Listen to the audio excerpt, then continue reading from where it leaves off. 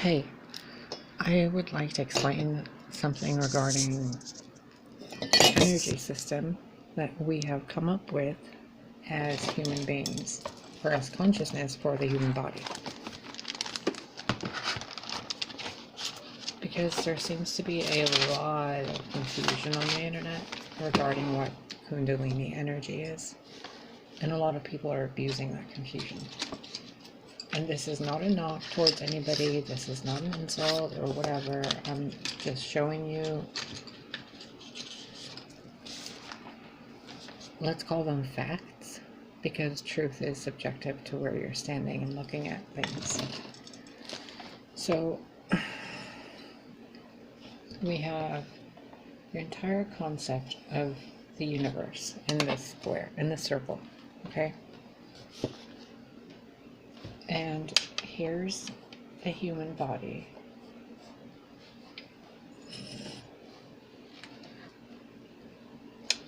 And then you have,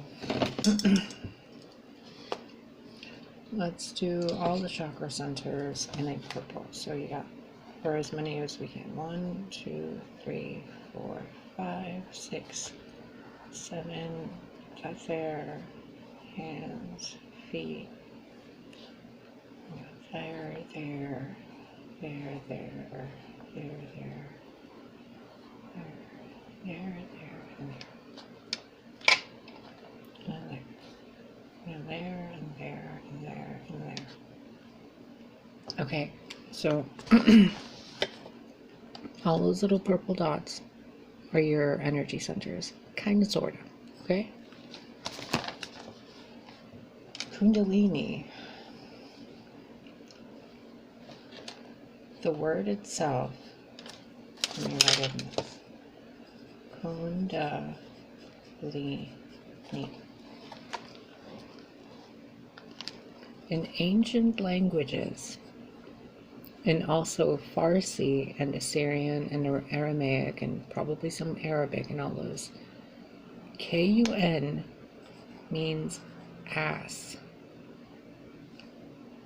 Dal could mean heart, or Dali could mean to light up. Okay? If you look at it as Lini, it means I lit it. Dal is the heart. I lit the heart, kind of, sort of, okay? Like this energy, it's like ancient translations. So, but the thing that doesn't translate is Kun. I mean, that it doesn't change in variation is this. This means ass. Kun. So, within the matrix, within the universe that you've created for yourself, within what we've co-created together, okay, there is a concept that has gone on for thousands and thousands of years, and it has been passed down for thousands and thousands and thousands of years, that the Kundalini is a coiled serpent energy within the root that is asleep, and that you have to wake up somehow, right? And that when it rises, it consumes all the negativity and all of the blah blah blah, and it leaves you feeling pure and connected and awake and aligned with your source. That's a lie. That is a flat out fucking lie. You cannot, as a conscious human being, do anything within your construct of reality to trigger the actual proper, what do we even call it? The inner,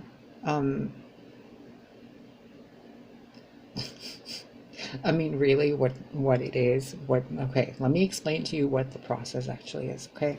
So you perceive within this reality or whatever, that the energy comes up within the spinal column from the root, and it goes up and up and up, and it creates, it transmutates the negative energy into positive energy. Now, logically, rationally, factually, if that happened, it would be akin to the soul being in, doing horrible things, going into the underworld, being purged by the fires of creation, coming back an ascended angel, right? But it happening in an instant. It doesn't work that way. The things you feel in your body that you assume are Kundalini activations are nothing more than the neural network and the energetic sparks within your energetic vortex systems that are triggering like a chemical factory to mimic that effect as best as it can within your physical construct. Now, there is an actual thing, energy, force within every single being that is the originating idea consciousness had regarding the entire concept of Kundalini. Okay? There absolutely is. The problem is it's not Kundalini, it's more along the lines of the phoenix, what religion has labeled the Christ within. The Jedis call it the Force. It's like pure, untapped, primal magic.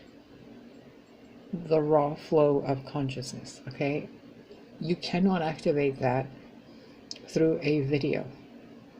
You cannot activate it through eons of meditation.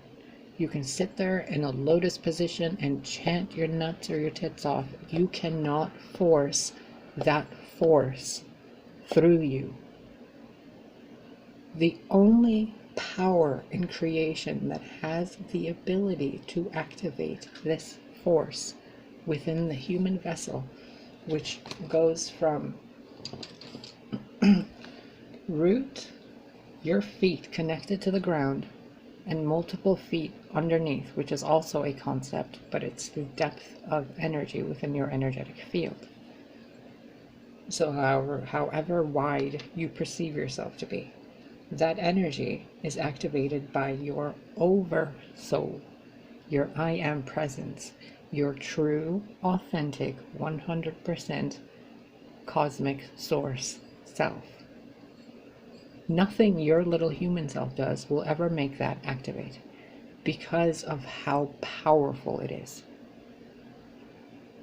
It's the ability, the power of creation and destruction itself in an instant. If you think you've experienced it, then you have not. If you know you've experienced it, you're in the process of it still. It still isn't done with you. If you're thinking it'll never happen to you, you're literally on the verge of beginning to light the embers within. For the soul, that moment of activation is instant. For the human consciousness to perceive it, it perceives it through photograph imagery, which is called your perception in time and space, the now moment. When that energy activates, when it happened for me, my apartment literally burned down back in 2007 or so. It just burned down, and it wasn't the first time it activated. It's happened repeatedly. Why? Because I have absorbed so much constantly that cosmic flush, that cosmic bath in fire had to be activated repeatedly. It's exhausting.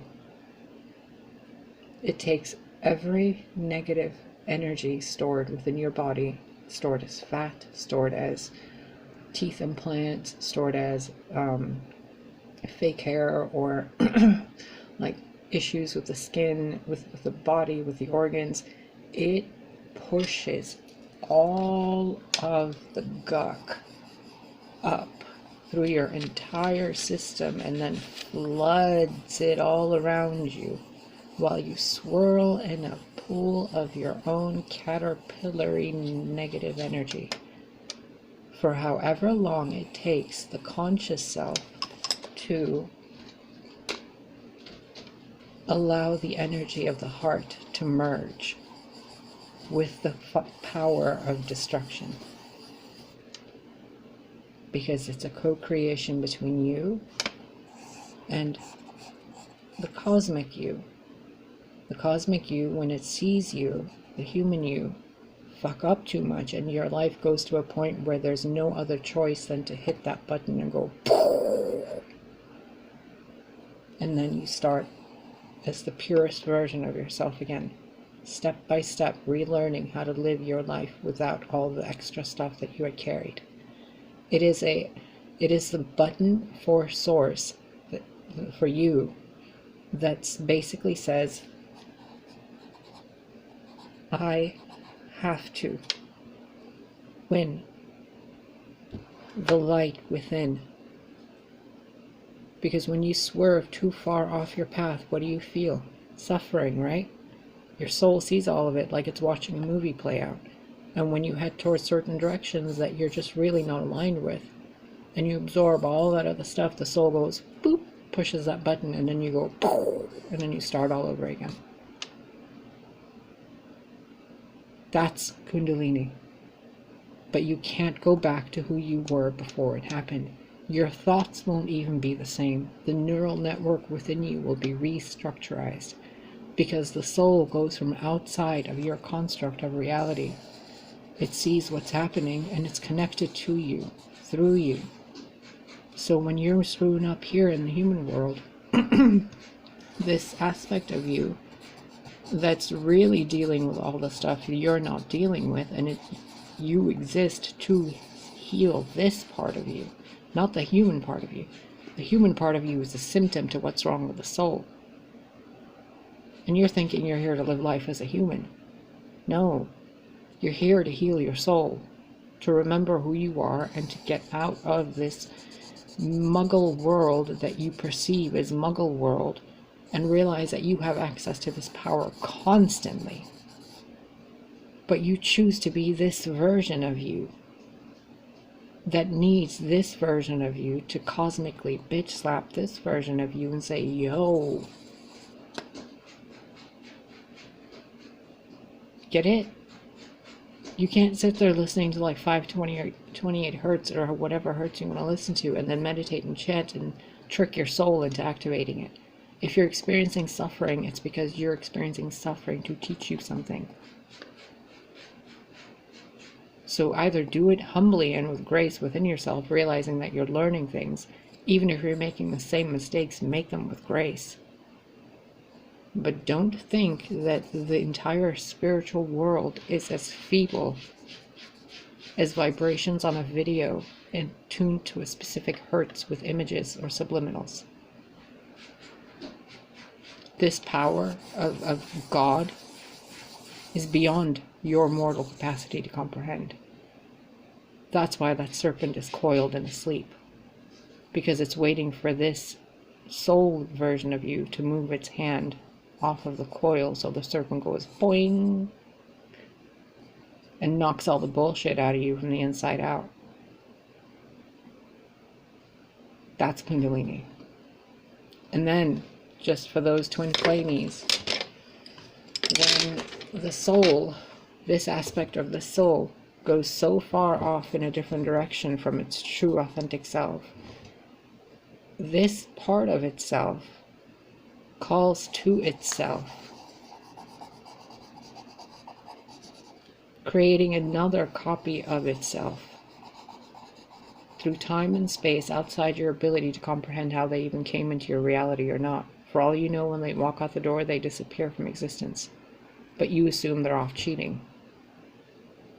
This version of you comes into your life, fucks up your life, completely decimates it with the full force of this, and the energy within, knowing exactly what you're thinking, doing, feeling, how you're taking a dump, how you're having sex, what you're eating, and what it tastes like for you when you're eating it. That douchebag knows all of it, because it's you. But until you can see that, you in you until you can see that you in you, then you can't be with you. So this person comes over there and knocks you off your path. So you're like, what the fuck are you doing? So you see all your reactions and all your responses and how you haven't been you. So that you can remember it's about your soul. Not about your pocket or your wallet or your ex or your whatever. Or your ass light. Or opening your third eye. Or like opening your heart chakra. Or like, healing your this. Or DNA activating that. No, babies, no. It's much simpler than that. Are you you? Or are you them? Nothing you do is a mistake. Are you appreciating every single moment for what it is? Or are you busy waiting? Are you breathing in this moment in the air of life that's precisely unique to this moment in time? No air will ever smell the same way as it does right now to you. Never again. But to you, it's just another breath. But to the soul, it's its very existence that it'll remember every single moment. To you, this feeble human, doesn't know shit. But the soul would destroy itself to get this human to realize what it is, because the soul is tired of being alone. The soul wants to split itself in two to be with itself. Because it wants its equal. In order to get this, it has to mirror itself in consciousness as a human. The human must then be purified and cleansed to become like the soul. And when it does that, the soul sees itself and realizes it never needed another person or another light, that it is the light itself and the darkness is also itself. So wake up and stop thinking that the internet has something to teach you, and go to your internet and realize the soul is trying to get your attention. And if something hurts you, there's a reason. Because what you're doing that's causing you pain, or what you're not doing that's causing you pain, is something this soul version of you wants to experience. But you either think it's negative, or it's, something gone, or whatever human thing you have about it. Because you're not letting the highest vibration of any of those experiences to occur. Because there's human fear. And if you keep running from that fear, the soul will engulf that fear all around you until that fear becomes you.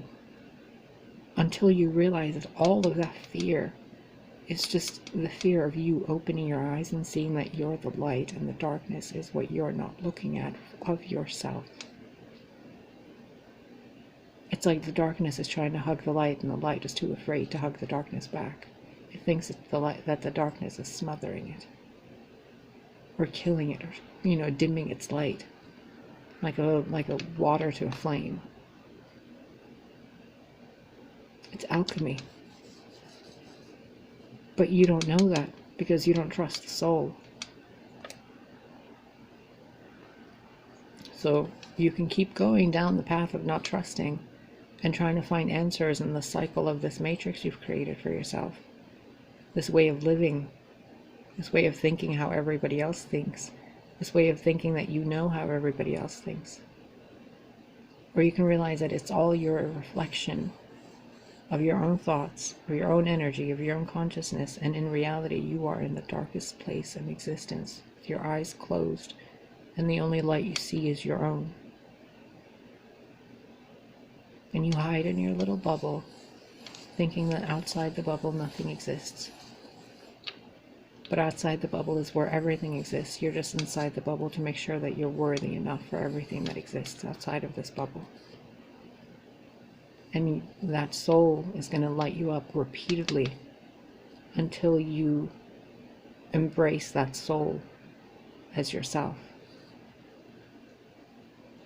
It's not about other people. It's not about anything that you can see, touch, taste, smell, or hear, or feel. It's about what you know deep down inside. Without any words to it, without any translation, without any language, without any definition. Your inner knowing. It has nothing to do with what you perceive your physical body doing. Nothing. The physical body is a symptom, is a mirror to the soul. If this reflection becomes pure enough, it becomes the soul itself and becomes two. It's nature.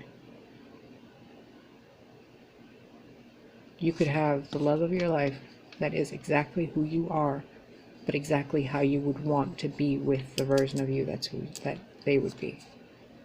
Whoever that is to you in your reality, that could be your prize, right? For bettering yourself. You get the best version of yourself as the partner. But you got to be that first. And that's what your soul wants. So that energy that comes up, those moments of Reiki, those acupunctures and everything, it's all an illusion. It's all an illusion. It's all made to point you back within. You're the one doing it all. You're the creator of your reality, and you do it without even adding words that have definitions. If you can name it, it's not it. If you can describe it, it's not it. If you can think it, it's not it. If you can feel it, hum it, it's not it. Your consciousness, everything other than consciousness, is not it. Not the light, not love, not hope. Those are all concepts. Those are principalities. Those are powers. They're aeons. You are the originator, the source. You want your partner. It is the only urge within yourself. You know this, everybody knows this. It's the urge of every living being and ever created, to be with itself. When you go too far down the human path, Kundalini shows up to knock you back into the spiritual path. It cleans your soul. When you keep repeating it, you get put into the matrix. The matrix repeats everything in front of you, repeats it back to you over and over and over, an infinite loop, and then inside of it you're like, I want to break free, and the point isn't to break free, the point is to be the matrix. Be it. Let yourself be trapped. Let yourself fall, let yourself fail, let yourself fall to ruin. Because it's not you. It's a distorted reflection of you based on what you keep thinking, feeling, and imagining reality to be as. Like staring at your own light and coming up with different meanings, like your own clouds and your own aura, and then you start reading your own clouds. Or a doctor flashing a light in the eyes of a blind person, and the blind person thinks it's a spotlight for, like, you know, a planet being, or stars somewhere, or car headlights, but it's just your own light. You're just seeing yourself. You can have the love of your life with anybody. You can have all the money in the world. You can have superpowers. You can have whatever the fuck you want. But this version of you is the one that holds the key. You're the lock that it's trying to open. Because you're the one that thinks anything has to get done. That anything even exists. That's the big secret to life, guys. So love yourself. Because yourself is trying to make another version of itself perfect for you. But it can't make that perfect version if you keep pulling in all the other people's energies and all the other programs and thoughts and beliefs and everything else. Just lay it all down. Let it all go. And let your soul see who you are so it can give you what you need. Because it's birthing you as another you. And if you keep acting like a fool, it's going to give you a fucking fool. Like, I hope this helps you. I hope this helps you comprehend it very simply.